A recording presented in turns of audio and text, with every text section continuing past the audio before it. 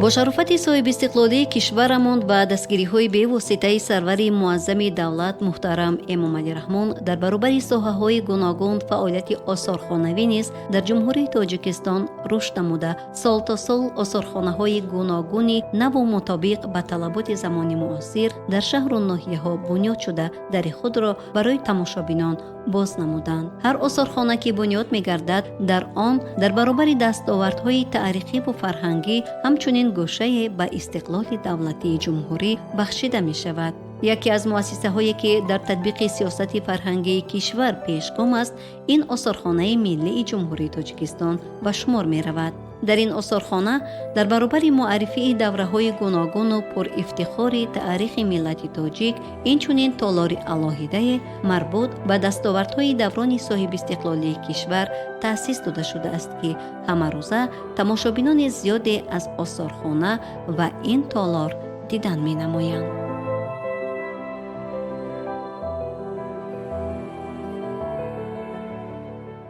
در تالار مذکور بیننده دایر به تأسیس جمهوری صاحب استقلال تاجیکستان و دستاوردهای آن در بخش‌های گوناگون حیات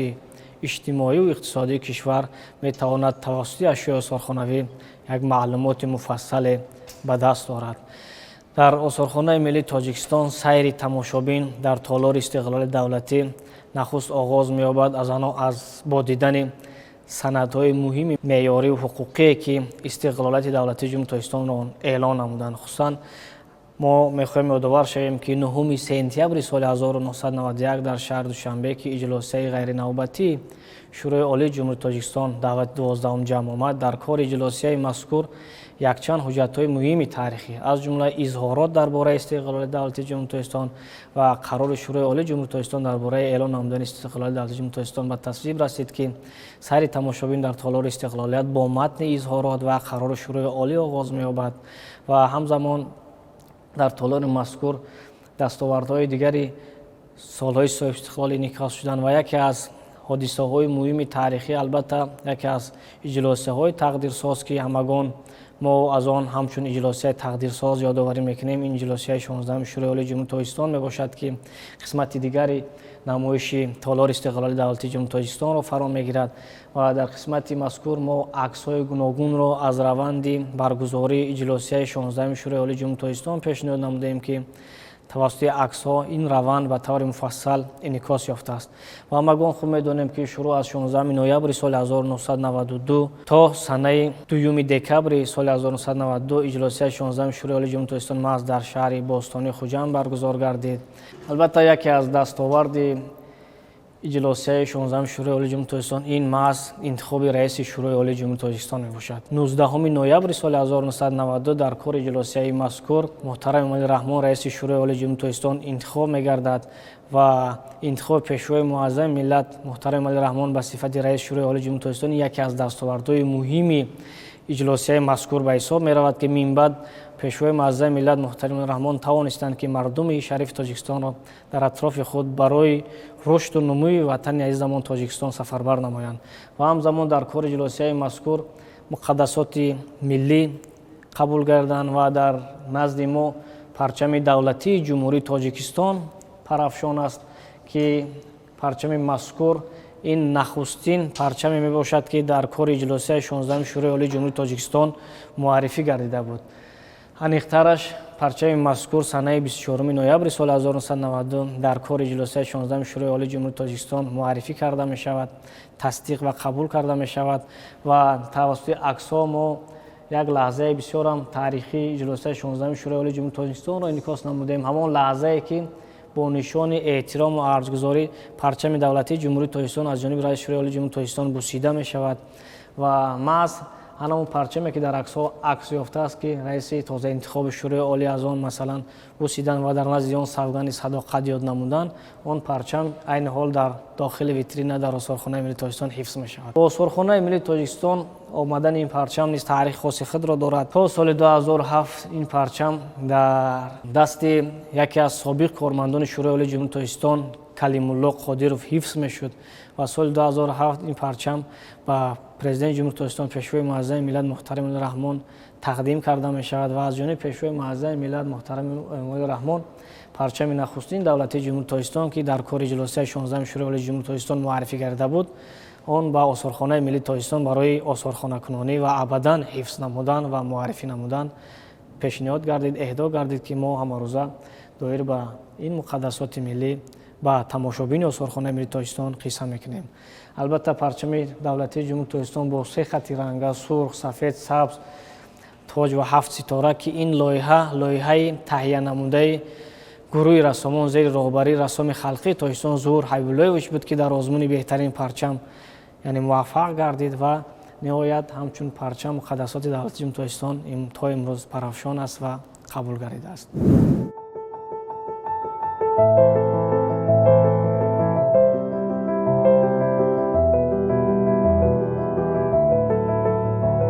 идомаи гӯша бошад ба артиши миллии ҷумҳурии тоҷикистон бахшида шудааст ки дар он тавассути аксҳо вохӯриҳои сарфармондеҳи олии қувваҳои мусаллаҳи ҷумҳурии тоҷикистон муҳтарам Эмомалӣ Раҳмон бо афсарону сарбозон, таҳсил ҳангоми машғулиятҳо дар донишкадаҳои ҳарбӣ ва ғайраҳо инъикос ёфтааст. маврид ба ёдоварист ки артиши миллии ҷумҳурии тоҷикистон 23 феврали соли 1993 таъсис ёфта яке аз дастовардҳои даврони соҳибистиқлолии кишвар ба ҳисоб меравад ки имрӯз ҳамчун сипари боэътимод ва таъминкунандаи амнияти мардум ва ин сарзамин арзёбӣ мегардад. дар қисмати поёнии гӯша бошад асарҳои гуногуне ба намоиш гузошта шудааст ки қисмати бештари он ба қалами сарвари давлат тааллуқ дошта аз дастовардҳои замони соҳибистиқлолӣ ва таърихи даврони муосири кишвар қисса мекунад. идомаи гӯша бошад ба ваҳдати миллӣ бахшида шудааст.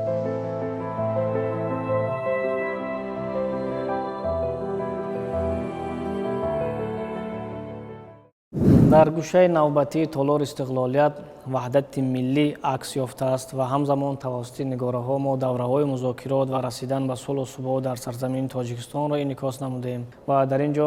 якчанд адад армуғонҳо аз шӯрои ҳаракати ваҳдати миллӣ ва эҳёи Тоҷикистон пешниҳод шудааст ки доир ба давраҳои музокирот ва ҳамзамон доир ба таҳкими ваҳдати миллӣ дар ҳудуди Тоҷикистон қисса мекунанд. хусусан дар ин ҷо мо хомаи сулҳро пешниҳод намудем, ҳамон қалами таърихие ки санаи 11 декабри соли 1996 дар Хостеҳ, вилояти Тахори Ҷумҳурии Исломии Афғонистон бо мухолифин албатта ҳуҷҷатҳо ба имзо расонда шуданд ва ҳамзамон маҳз дар ҳамин вохӯрӣ ки инро вохӯрии таърихӣ низ меноманд ва вохӯрие ки тавонист ки ба роҳи расидан ба сулҳу субот як қадами устуворро гузоранд, дар ин вохӯрӣ ҳамзамон комиссияи оштии миллӣ таъсис дода мешавад ва ин ҳамон хомае аст ки аз ҷониби пешвои муаззами миллат ба осорхонаи миллии Тоҷикистон эҳдо гардидааст ва дар ин ҷо ҳамчун дастоварди даврони соҳибистиқлолӣ ҳифз карда мешавад. ва ҳамзамон дигар армуғонҳо иборат аз кӯза, лаълиҳо ки дар онҳо шуъорои ваҳдат акс ёфтанд, инҳо доир ба таҳкими ваҳдат солҳои гуногун аз ҷониби Кумитаи ҳаракати ваҳдати миллӣ ва эҳёи Тоҷикистон ба осорхонаи миллӣ тақдим гардиданд. ва дар ин ҷо кӯзаи мунаққаше ки пешниҳод шудааст, ин ба таври рамзӣ кӯзаи ваҳдат номгузорӣ шудааст ва ин кӯза аз ҷониби анамон гурӯҳе ки соли 1999 корвони сулҳу ваҳдат дар шоҳраи ваҳдатро ташкил намуда буданд ва ин корвон ки аз 240 нафар фаъолони ҷомеаи шаҳрвандии зиёиён иборат буданд, ин корвон аз ҳама минтақаҳои Тоҷикистон гашта бо мардум дар ибтидо ғояҳои сулҳу дӯстиро таблиғ ташвиқ мекарданд ва ин корвон ҳангоми сафар аз ҳама минтақаҳои Тоҷикистон яккафи хок ҷамъ намуданд ва дар анҷоми сафар аз ҷониби ҳунармандони шаҳри Исфара кӯзаи мунаққаше сохта мешавад ки ин кӯза ба таври рамзӣ чуноне ки гуфтем кӯзаи ваҳдат номгузорӣ мешавад ва ин кӯза ҳангоми баргузории анҷумани тоҷикони ҷаҳон ва форсизабонони ҷаҳон дар шаҳри Душанбе ба пешвои муаззами миллат муҳтарам Эмомалӣ Раҳмон тақдим карда мешавад ва пешвои муаззами миллат ин кӯзаро ба дасти худ мегирад ва онро мебусад ва ҳамон лаҳза ашки шодӣ дар чашмонашон ҳалқа мезанад ва изҳор медоранд ки ин кӯза аз хок нест, аз зар аст, зеро ки тамоми хоки Тоҷикистон зар аст. хушбахтона ин нигораи нодири даврони соҳибистиқлолии ватан низ аз ҷониби пешвои муаззами миллат ба осорхонаи миллӣ эҳдо гардид ва ҳама рӯза дар гӯшаи ваҳдати миллӣ барои тамошобинон муаррифӣ карда мешавад. و همزمان دیگر ارمغان‌هایی که سالهای گوناگون به آثارخانه ملی تاجیکستان اهدا گردیدند و در همین زمینه اهدا نمودن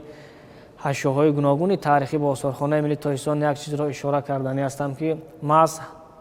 هنگام افتتاح آثارخانه ملی تاجیکستان سال 2013 پیشوای معظم ملت محترم رحمان با آثارخانه ملی تاجیکستان بیش از 2000 یادگاری‌های تاریخی و فرهنگی را اهدا نمودند که این یادگاری‌های تاریخی و فرهنگی بسیار اهمیت مهم تاریخی، تربیوی و آثارخانوی دارند که با استفاده از این یادگاری‌ها ما در تالارهای آثارخانه ملی تاجیکستان گوشه‌های گوناگون را تأسیس نموده‌ایم و این اقدام البته اقدام بزرگ فرهنگی در دوران صاحب استقلال وطن به حساب می رود که پیشوای معظم ملت این اقدام را انجام دادند که بحر خودشناسی ملت و تربیه نسل نورس در روحیه وطن دوستی و خویشتن‌شناسی بسیار هم نقش بارز می بازد.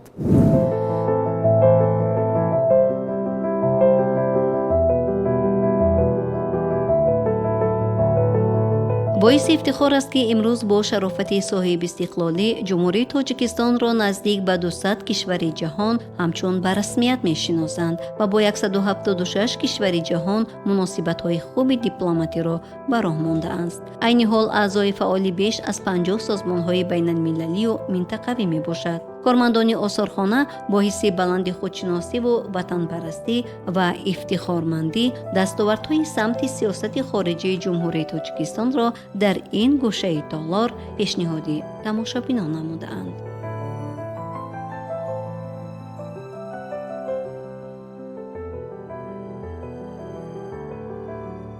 در عکس‌ها چنانه که نمایان است پیشوای معظم ملت هنگام سخنرانی و اشتراک در مجمع عمومی سازمان ملل متحد عکس یافته است و می‌خواهم یادآور شوم که دوران صاحب استقلالی پرزیدنت جمهوری تاجیکستان محترم رحمان بیش از 16 مرتبه از منبر مجمع عمومی سازمان ملل متحد سخنرانی نمودند و مشکل‌های منطقه، مشکل‌های سیاره، دقت اهل سیاره را جلب نمودند و همه ما می‌دانیم که 5 مرتبه تشبس‌های پیشوای معظم ملت در سطح بین‌المللی پذیرفته شدند. این اقدام‌ها وابسته به آب و پریخ‌ها که همه کشورهای جهان آن را دستگیری نمودند و این البته باعث افزودن اعتبار و نفوذ تاجیکستان در عرصه بین‌المللی گردیده است. روند برگزاری چهاربین‌های بین‌المللی از جمله سیمپوزیوم‌های گوناگونی که در جنوب تاجیکستان برگزار گردیدند توسط عکس‌ها انعکاس گردیدند و همزمان در قسمت مرکزی گوشه سیاست خارجی جمهوری تاجیکستان در آثارخانه ملی ما خریطه سفرهای خارجی اساسگزار صلح و وحدت ملی پیشوای ملت محترم علی رحمان را پیشنهاد نمودیم که این خریطه فراگیر سفرهای خارجی پرزیدنت جمهوری تاجیکستان شروع از سال 1992 تا سال 2022 یعنی 30 سال سفرهای کاری پیشوای معظم ملت را در بر میگیرد که توسط با رعایت انمو قاعده‌های خریطه سازی ساخته و بنیاد شده است و می‌خواهم یادآور شوم که فهرست سفرهای پیشوای معظم ملت از جانب کارمندان آثارخانه ملی تاجیکستان با پیگیری سفرهای پیشوای معظم ملت تهیه آموخته شد و با پیشنهاد آثارخانه ملی تاجیکستان چنین یک خریطه مفصل تهیه گردید که امروز توسط این خریطه سفرهای پیشوای معظم ملت به کشورهای گوناگون و مقصد سفر و سنه برگزاری سفرهای خارجی پرزیدنت جمهوری تاجیکستان در این خریطه به طور مفصل عکس یافتند.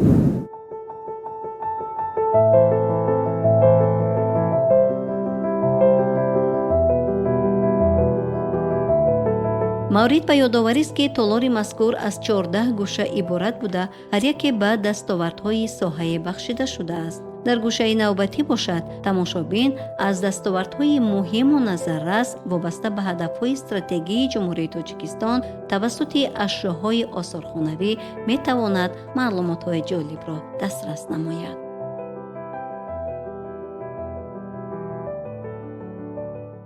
سیر این قسمت تالار با معرفی دستاوردها در بخش رسیدن به استقلالیت انرژتیکی آغاز می‌یابد و البته همگان خوب می‌دانیم که تا استقلالیت دولتی جمهوری تاجیکستان با اقتدارهای انرژتیکی خود همگی در حجم 48% با اقتدارهای خودی کشور را تامین می‌نمود و باقی بیش از 50% энергетика аз кишварҳои иттифоқӣ ворид мегардид ва ин ҳолат албатта солҳои аввали соҳибистиқлолӣ ҳукумати кишварро водор сохт ки ба соҳаи энергетика диққати ҷиддӣ дода шавад ва ин ҳадафро ҳамчун ҳадафи стратегӣ интихоб намояд. Ва албатта солҳои соҳибистиқлолӣ ҳамагон шоҳид ҳастем ки якчанд нерӯгоҳҳои бузурги барқӣ аз қабили нерӯгоҳи барқии оби Помир, нерӯгоҳи барқии оби Сангтуда 1, нерӯгоҳи барқии оби Сангтуда 2 сохта ба истифода дода шуданд ва ҳамзамон беш аз 300 адад нерӯгоҳи барқии обии хурд ки бо иборат аз 5 мегаватт то 2500 мегаватт сохта ба истифода дода шуданд ки беш аз 300 нерӯгоҳи барқии обии хурди дигар бунёд гардиданд ки тавонистем ки мо барои расидан ба ин ҳадаф як қадамҳои устуворро гузорем. Ва хушбахтона тавассути ин аксҳо раванди ифтитоҳи агрегати якум ва дуюм нерӯгоҳи барқии оби Роғун низ инъикос ёфтааст ки ҳамагон огаҳӣ дорем ки шурӯъ аз соли 2008 ба сохтмони нерӯгоҳи бузурги аср нерӯгоҳи барқии оби Роғун бо истифодаи иқтидорҳои худӣ, бо истифода аз маблағҳои ҳукумати Ҷумҳурии Тоҷикистон мо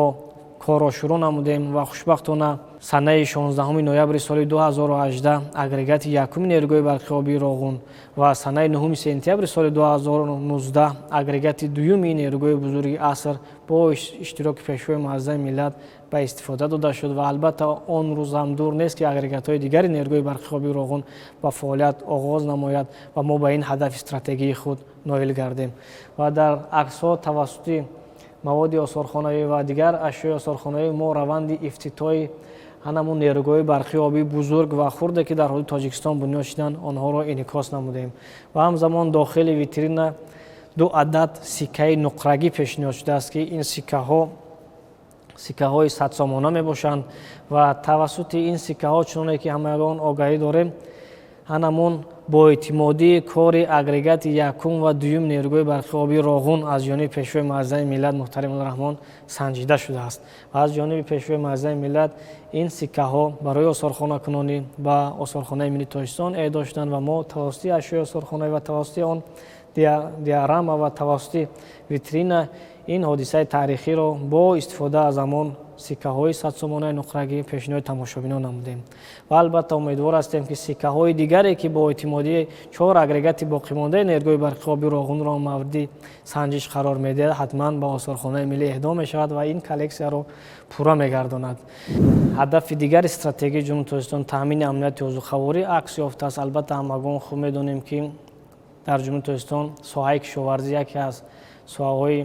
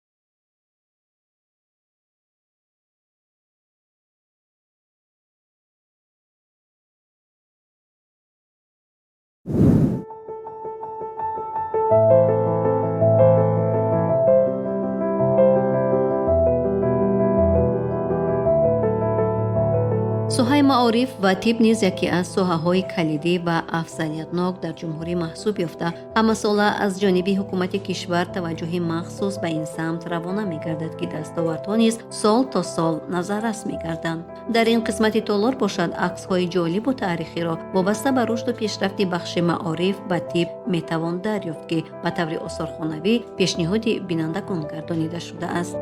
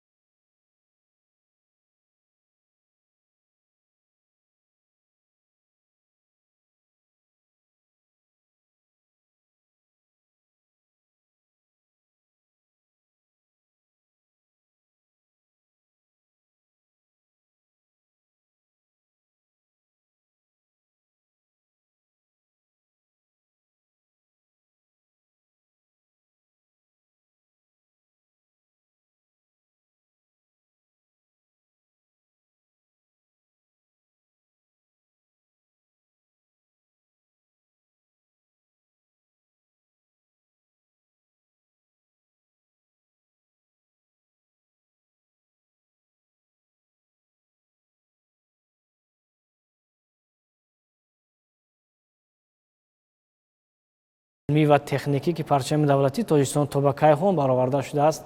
در این گوشه به نمایش گذاشته شده است.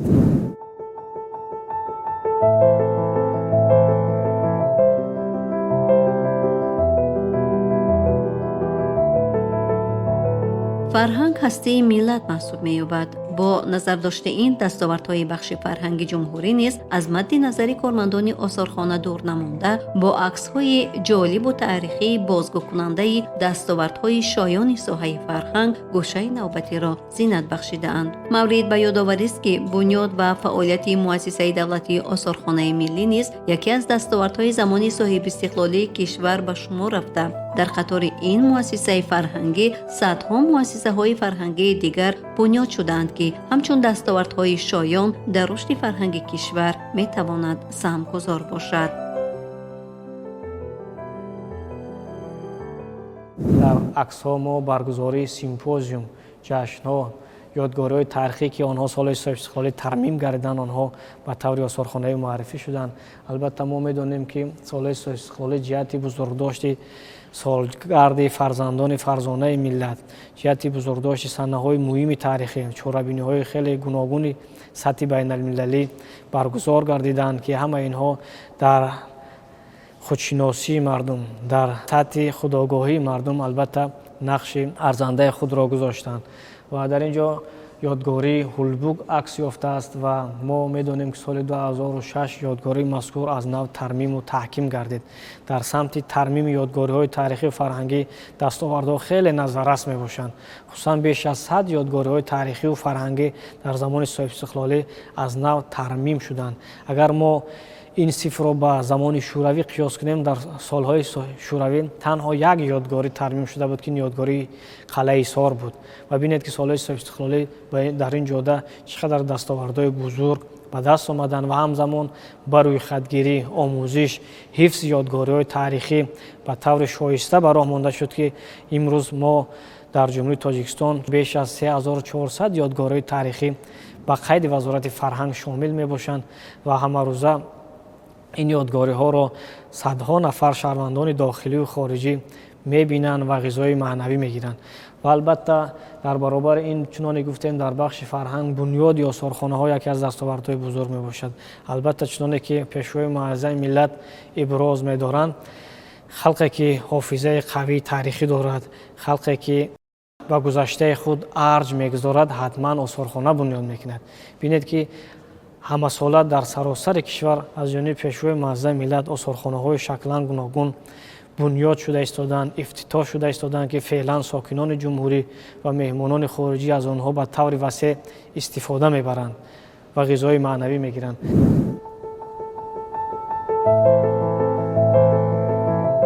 استقلالیت کشور شرایط مساعد فراهم آورد تا یک قطار یادگاری‌های تاریخی و فرهنگی و غیرمادی مردم تاجیک به فهرست یادگاری‌های میراث عمومی جهانی یونسکو وارد گردیده. به این وسیله خلق تاجیک همچون مردم صاحب تمدن و دارای تاریخ و فرهنگ بای و رنگین معروفیت بیشتر و خوبتری را کسب نماید و سرتیفیکات‌های آن همچون معرفی‌گری این میراث غنی در قسمت پایانی این گوشه پیشنهادی تماشابینان داخلی و خارجی گردانیده شده است که باعث افتخار هر یک فرد تاجیک می باشد. ما در این قسمت داخل ویترین سرتیفیکات های گوناگون را پیشنهاد نمودیم که این سرتیفیکات ها منسوب به یادگاری های مادی و غیر مادی تاجیکان هستند که سالهای گوناگون صلح استقلالی به فهرست یادگاری میراث عمومی جهانی یونسکو شامل گردند. از جمله سرتیفیکات یکم به 6 مقام تعلق دارد که سال 2008 به فهرست یادگاری میراث عمومی جهانی یونسکو شامل شد. یکی از یادگاری های مادی سرزم باستانی که سال 2010 به فهرست یادگاری میراث عمومی جهانی شامل گردید و همزمان جشن نوروز، آش پلو، چکن، فلک، قلیات مولانا و به همین ترتیب دیگر یادگاری های تاریخی و فرهنگی تاجیکستان به فهرست میراث عمومی جهانی یونسکو شامل شدند که چند از سرتیفیکاتشان که به آثارخانه ملی تاجیکستان تقدیم شدند آنها در گوشه فرهنگ در تالار استقلالیت به طور شایسته معرفی کرده می شوند که البته اینا دستاوردهای بزرگی می باشند که سالهای صلح استقلالی در سمت فرهنگ، در سمت معرفی تاریخ و فرهنگ ملت تاجیک به دست آمدند و می سازد که از آنها یادآوری نمود و می سازد که باز عنعنه‌های بزرگ تاریخی که ملت تاجیک دارد، آن یادگاری‌های بزرگ تاریخی و فرهنگی که در قلمرو تاجیکستان کشف شدند و معرفی میشن، اینها به سطح بین المللی برآورده شوند.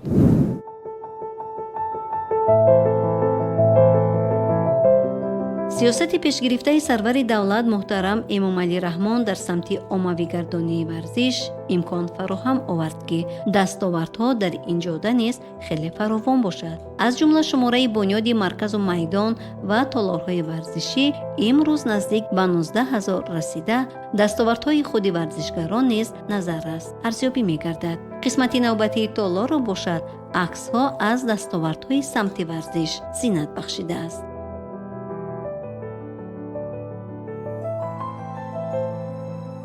ما شاهد هستیم که در سراسر کشور میدان‌های ورزشی، مرکزهای ورزشی سالهای صلح استقلالی بنیاد گردیدند که شماره آنها بیش از 9,000 را در بر میگیرند و البته همه این تدبیرها و عمومی‌گردانی ورزش بود که ما میبینیم که همه ساله در چهاربینی‌های سطح بین المللی ورزشگران تاجیک به دستاوردهای نظررس نائل میگردند. البته در دوران معاصر ورزش این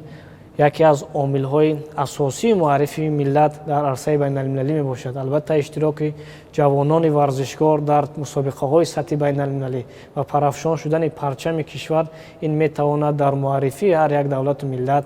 نقش بارز داشته باشد. ما همه روزه شاهد هستیم که ورزشکاران تاجیک با اشتراک خود در چهاربین‌های سطح بین المللی پرچم تاجیکستان را پرافشان میکنند و با آن قهرمانی که نشان میدهند در معرفی ملت تاجیک در سطح بین المللی سهمگذار می باشند.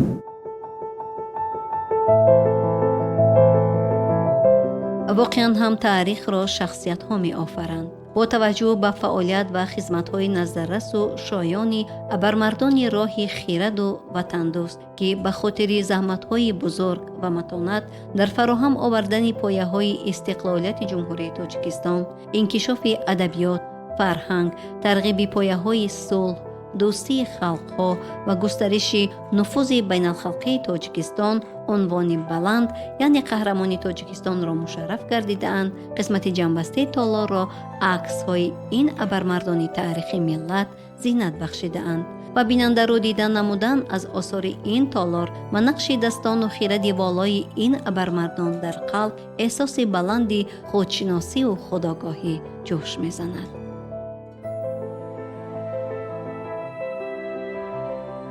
چون که از مواد تالار استقلالیت برمی آید، البته برای رسیدن به استقلالیت دولتی و برای به دست آوردن چنین دستاوردهای بزرگ اقتصادی و اجتماعی ملت تاجیک البته تلاش‌ها و این پیگیری‌ها و همزمان راهنمایی‌های رهبر عالی کشور پیشوای معظم ملت محترم رحمان بود که ما امروز به یک دستاورد خیلی بزرگ در همه بخش‌های حیات اجتماعی اقتصادی نائل گردیم و جمهوری تاجیکستان نیز با سرعت به سوی رشد و به سوی با ترقیات و برای به دست آوردن دستاوردهای بازم نظررس گام می‌گذارد.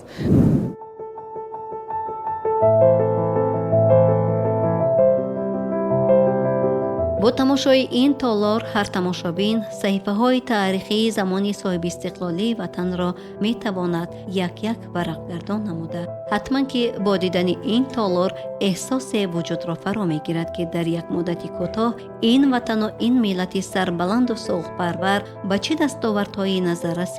نائل گردیده است و می سزد که همیشه حرف شکرانه بر لب داشته بهر پایداری ریشه های وحدت و استقلالیت وطن ما فرزندان این ملت فرهنگ دوست و فرهنگ پرور، مهنت دوست و عاقل تاجیک قدم های باز هم استوار خویش را گذاریم.